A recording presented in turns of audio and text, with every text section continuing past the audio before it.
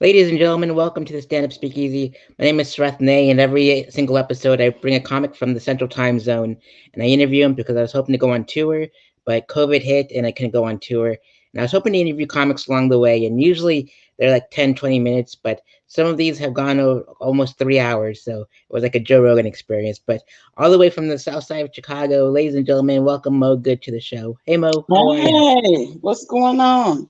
Nothing much, just Hello. enjoying the weather out here in Florida and all that good stuff. Looking forward to Oh, interviewing you you gonna today. rub it in? Yeah. It's cold Um, as hell in Chicago. Okay, cool. I bet. So what's it like performing stand up in in Chicago? They're stand up in Chicago right now. Oh, not at the moment, but like when it was happening. No, I was gonna say, where is that? Let me find it. No, Chicago's amazing, man. Chicago's like to me a mecca for comedy. So I think that everybody should experience, some form of comedy in Chicago. Um, it's really live. It's really like you can feel the love. Like people in Chicago really, really rock with you. But there are some tough crowds. I will say that there are some tough crowds. So you got to have your chops up a little bit. You can't be out here just willy nilly. Indeed. I agree wholeheartedly. I got to do two shows out there when I went on vacation, and I got to perform at the Red Line Tap and the Annoyance Theater, and those places were awesome. Wow. Yeah. Well, now I'm jealous. Why? Have you performed at the Annoyance or Red Line when it was open? Nope. They need to get you on those stages for sure. Well, Okay. Red They Line is need to. like Red Line's no longer there, but Annoyance for sure. Yeah. I Indeed. like But to try to hit everything. absolutely. But I am jealous of you about the Laugh Factory Riddles and Zanies though. And what were those experiences like gracing those stages? No, the first show I ever did was actually at the Laugh Factory. Um, I got to open for comedian Wildcat.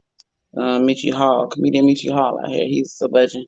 He put me on this show, and I was nervous, like for real. I was like, wow, this isn't the bar. This is a real club, like.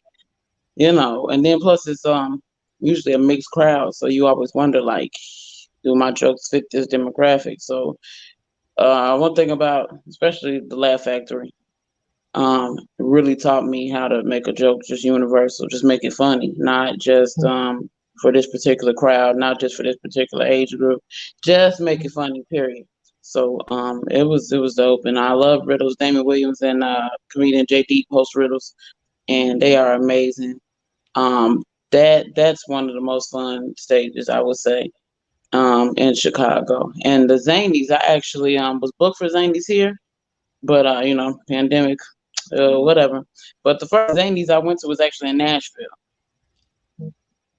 Awesome. Great I stuff. was on a little Hopefully. tour, so it was dope. Indeed. Hopefully, when the pandemic goes away, you get to go back to perform for the first time in Chicago at Zanies and instead of Nashville. And you also performed. And speaking of Nashville and Zanies, you performed in comic clubs all over the country as well. And what were those like? What are your favorite venues across the nation? I would say I enjoyed the Funny Bones. The ones in Detroit, or is it Detroit? What is that? It's in Ohio. Is it Dayton? I really like the Funny Bones. I like the way it's intimate. I liked Jokers in Detroit. That was cool. Was that Jokers? No, what's the other one name? I don't ever remember their names. I just remember what the stage looked like and how I felt in it. That's weird. But I've gotten to do a lot of different venues, a lot of different places. I even was down in Florida last year. Now I didn't hit. I was on the Fake Famous Comedy Tour. It's pretty dope, and we had a private venue down there, and it was so nice. And I just remember like how they made the little Floridans. They made you feel, you know what I mean? And all the men dance. Men do not dance in Chicago. So they just stand on the wall, hold their guns, you know what I'm saying? So it was fun to see like men really interacting, dancing. They were dancing harder than the women. So that was fun. I think I enjoyed a lot of the different crowds more so. The venues were nice, some of them, but I enjoyed the crowds mostly because they're different. You got experience outside of Chicago. It's pretty cool. Indeed, I know Barry Naylor quite well, and Gina G and I Vince love. That's Taylor. what I was with. I was with Barry, Gina. I love them. Vince is amazing. We had so much fun, like so much fun. Trey I Ford and all that put together. Oh my god, so much fun. I loved them. They instantly became family. I was like, yeah. absolutely, they're great folks. I love them too, Hmm. and so you're also like my style of story of comedy is storytelling as well, and I love that you are also a storyteller on stage. And what made you pick like storytelling rather than like one-liners and topical humor and such? You know, I don't really know. I never really knew how to really do a one liner. I don't know. I think that's just me growing up and me telling my story. Every story I tell on stage is a real life story. Now I may have embellished or made something different, but that's how I talk anyway. I really am just a storyteller. I was a writer before I was a comedian. I write short stories, poems, all this. So I'm used to telling a story in a sense. So when I got on stage, it just fit me. It was just more natural than trying to do one liners but I'm not really I'm not that kind. I could say something real quick that's silly, but like that's just not my style. I don't know. I Indeed, like to most take them on the experience with me. You know what I mean? absolutely. Indeed, most definitely. And I was hoping to go on tour, as I mentioned in the intro, and to interview you in person, but the pandemic hit. And these are the questions I asked Barry and Gina and Vince and everybody else that I've ever interviewed ever as a comic. And we also have some audience members in the crowd too. So if you'd like to hop in the yacht comment section, feel free to in the live chat, but be nice to us. That'd be awesome. But Mo, Okay. what inspired you to perform Because stand-up I feel comedy? real. What inspired me to do comedy? My grandmother. My grandmother, she's still alive. She's still here. Let me stop before everybody start. Oh, she's still here, still smoking her weed, living her life, right? So my grandmother's 84 years old, and she used to go to the clubs. And when they got done, they would go across the street to the club, to the park, and she would sit in front of them and tell them funny stories and have everybody cracking up, laughing. My grandma's always been a silly person, so when I really started doing it, it was by accident. My cousin sent a video of me telling one of my stories to a friend, and that friend sent me to Michi Hall to his comedy class, and then I began doing comedy.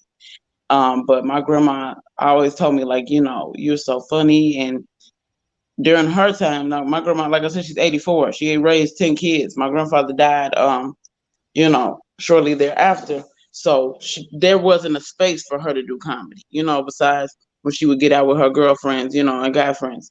So to me, she was like, you're my wildest dream. And I want you to just, have fun. You are naturally funny. And then my grandma actually came to one of my shows and I almost cried. So, you know, but that's who really inspired me to do comedy because she is my favorite comedian.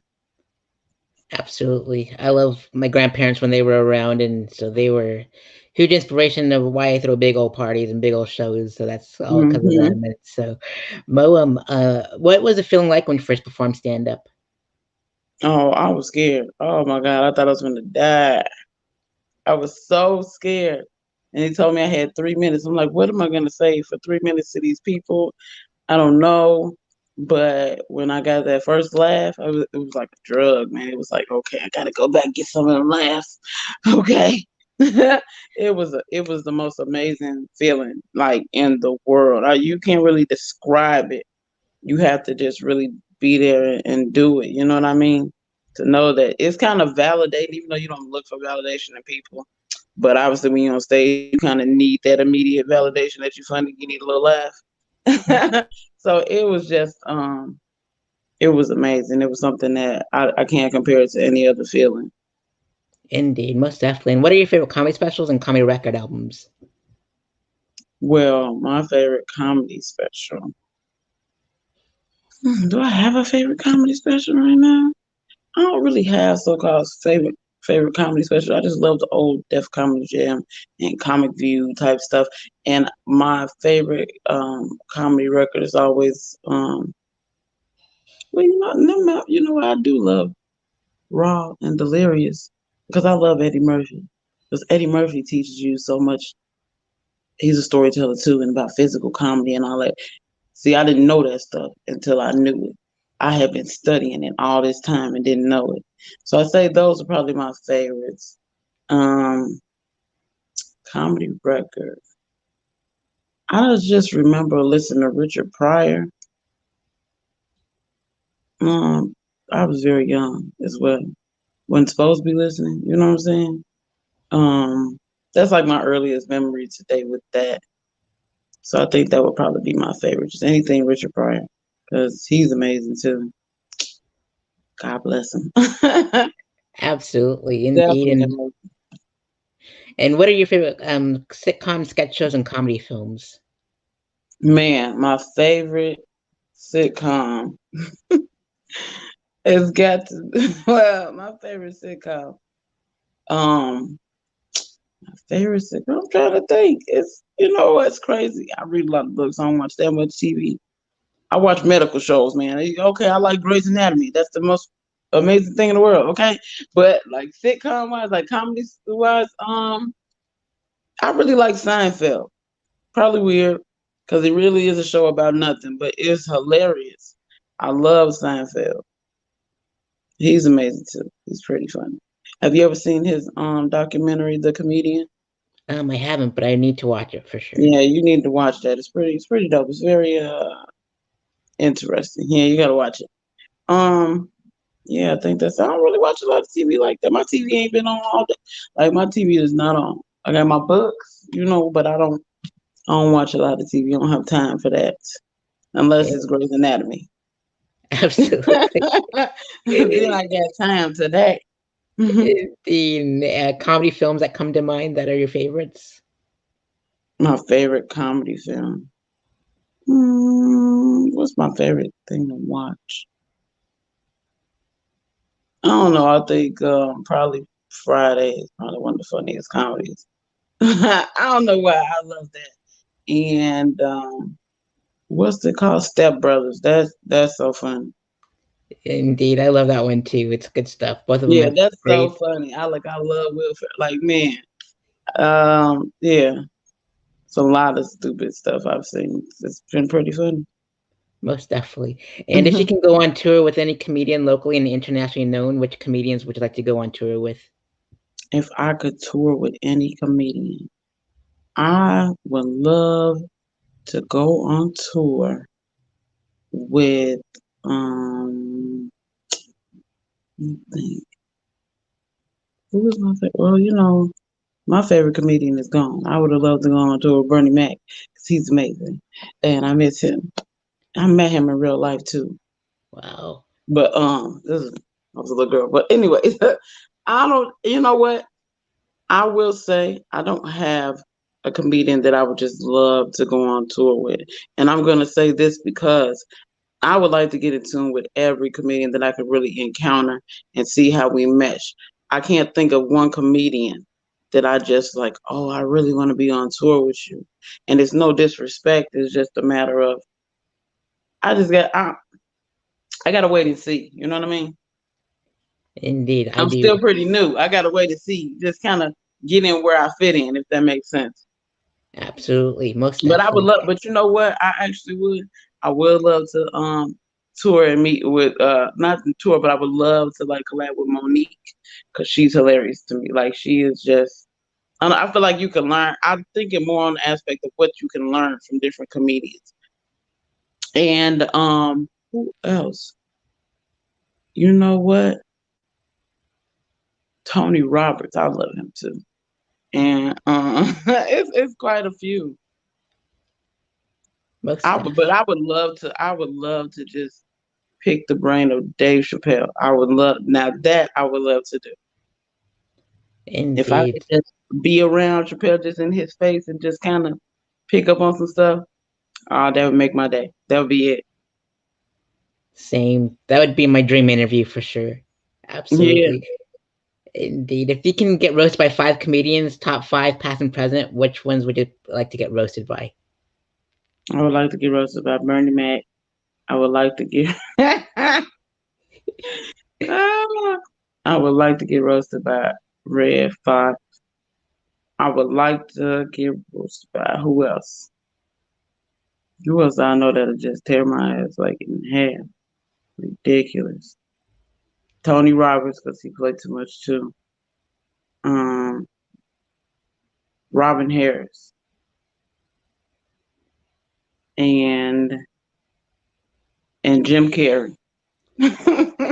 Excellent choices for sure. And where do you see your comedy career in the next 5 years? Man, if God is willing, I definitely want to be, touring and traveling. Like I said, Chicago comedy is amazing, but I want to experience more. Um, one of my, earlier goals is not an end goal or anything, is to actually have my own production company and really put great shows on in and outside the city of Chicago and just really um, show people the art of comedy. You know what I mean? Help people to appreciate it. Where I think after this pandemic, people really gonna appreciate live comedy a lot more because they ain't been able to come outside. So it's about to crack, whenever they get rid of this COVID. So that's where I see myself definitely producing shows and still traveling the country, the world even. And I would like to kind of write my own sitcom.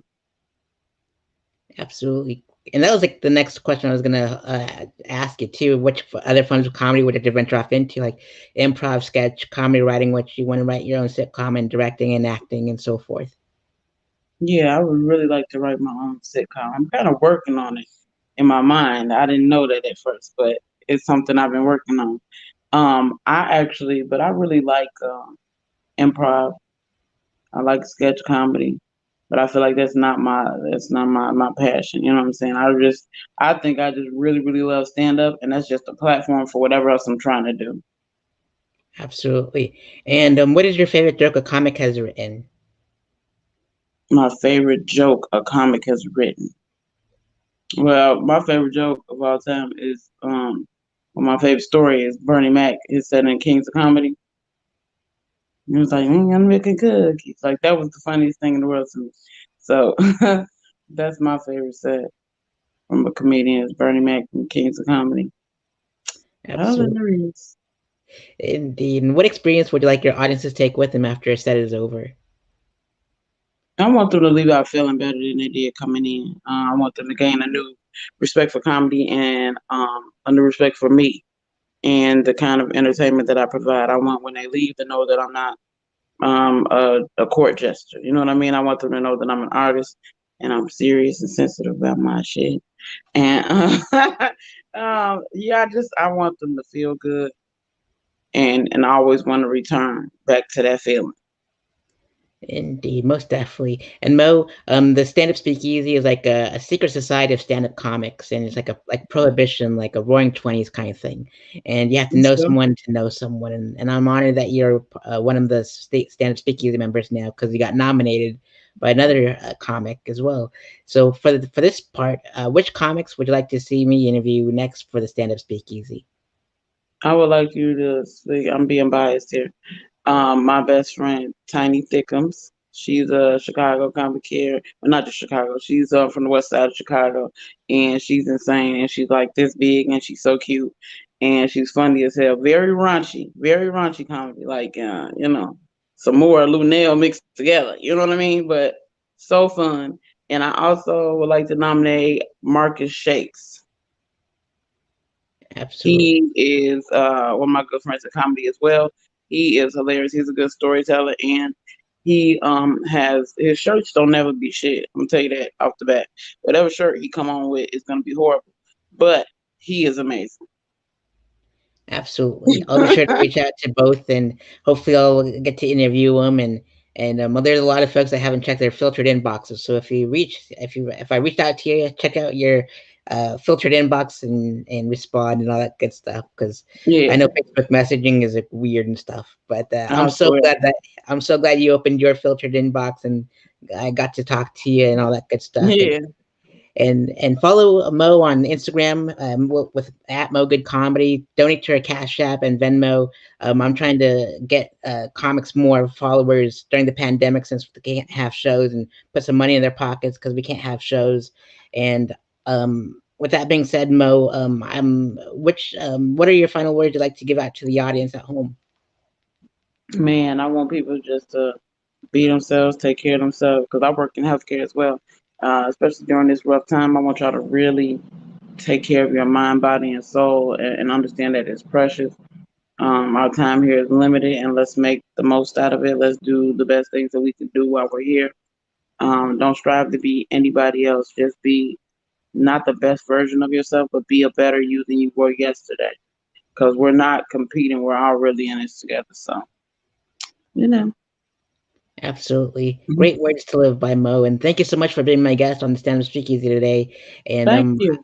I look forward to going to Chicago in October and meeting you in person and introducing myself in person. And All right, just hit me up. I'm here. absolutely, Mo. Thank you so much for taking time out to do the interview. And I am honored, and I will see you when I get to Chicago. And for everyone else, we'll see you All next time right. on the Stand Up Speakeasy. Be